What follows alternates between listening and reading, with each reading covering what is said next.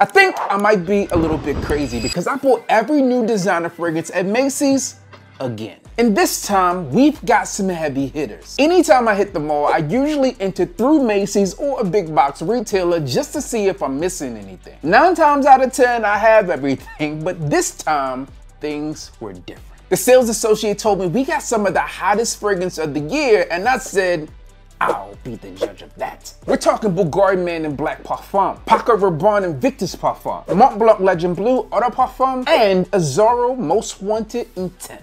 So, let's see if they're worth your hard-earned cash.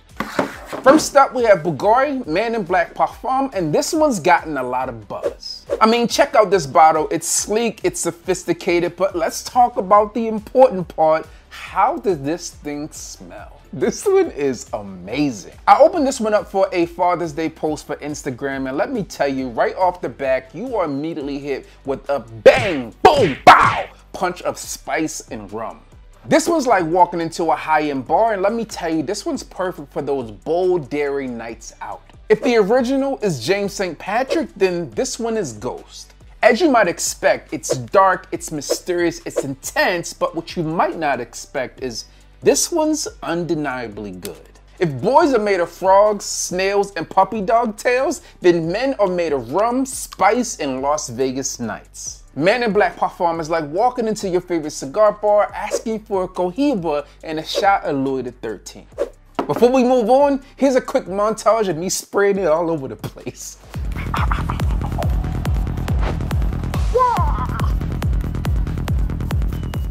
I don't know what I'm doing.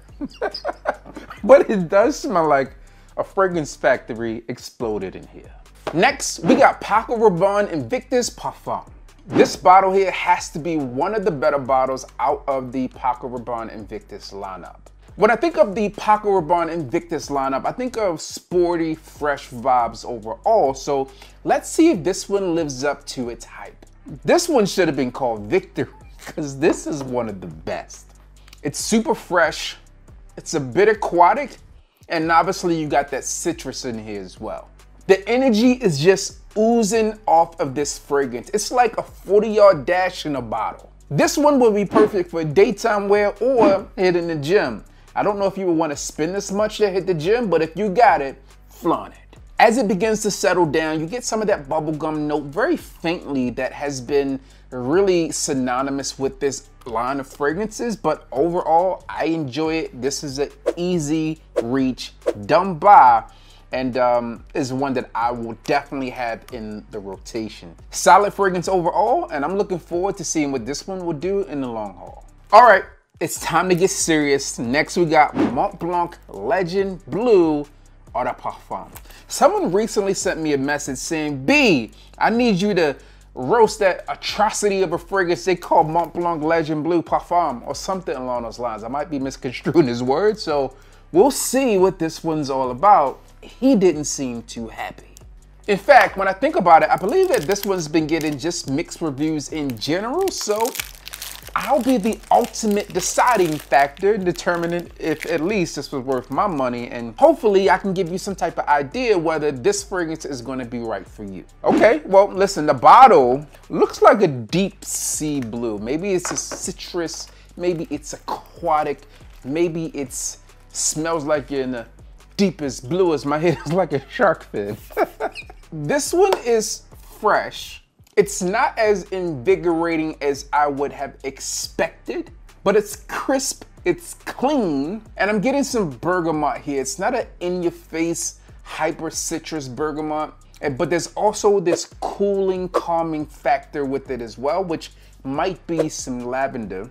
According to the Macy's website, it says that Legend Blue is a woody aromatic fragrance, and this one has ambroxan, you have some spearmint in the top, and a mix of sandalwood and cedarwood within this fragrance. So you do get that freshness that I talked about here. It's only listing the spearmint in that top note. I'm getting less of the spearmint, more of something that might be bergamot here, and I also, again, feel that there's probably some lavender of some sort within this fragrance. Now, it's not uncommon for companies not to list all of the notes. It's coming more and more common for them just to list 1 to 2 maybe key notes in each of the top mid, and base, or just one of each to kind of throw some people off a bit, but that's what I'm getting. Overall, I would say that this is so far a decent scent. It's taken me quite a bit since I've been sitting here experiencing this fragrance, and it's not bad. It's clean, super clean, like it's refreshing. I've heard people mention at times that some fragrances have almost a shower gel type of feel. And you can slightly get that with this fragrance, but I also feel like a fresh laundry approach with this one as well. And it's never bad to smell clean. It's never a bad time to smell clean, not at all. I would imagine someone wearing this one on a hot day.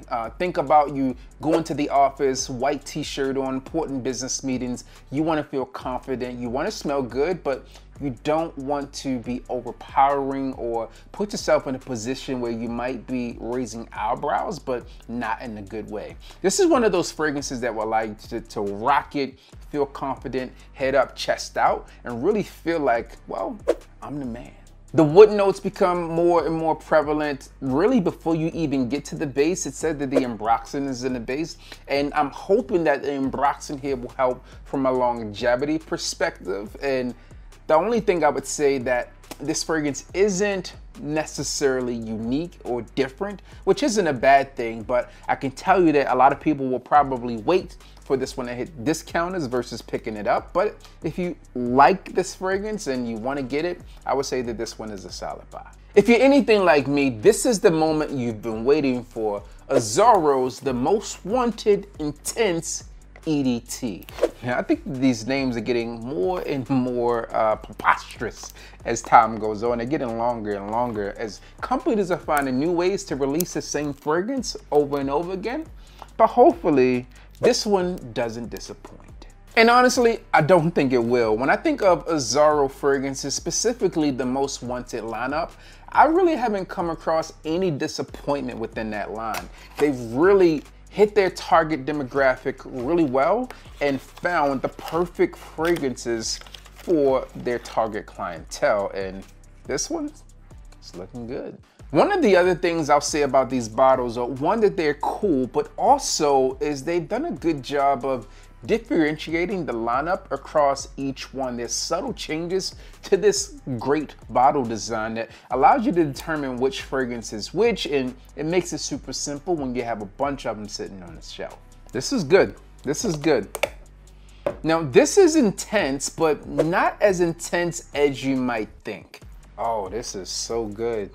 Man, on skin you go. All right, little buddy, on skin you go. A lot of times when you hear of the intense flankers, you might get them in the EDP or eau de parfum.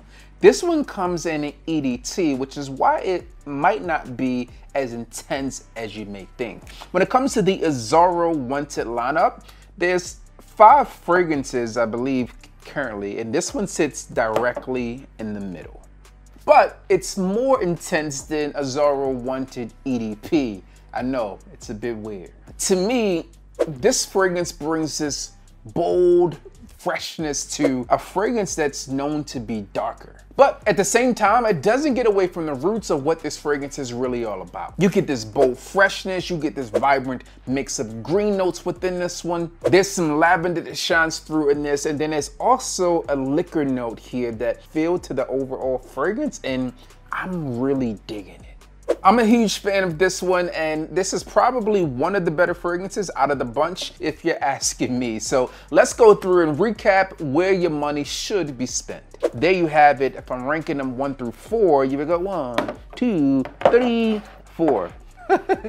That's the new order. So there you have it, and personally, I think that I can interchange these 2 fragrances depending on the season. If you enjoyed this video, then click here to see what happened when I picked up more new releases at Macy's.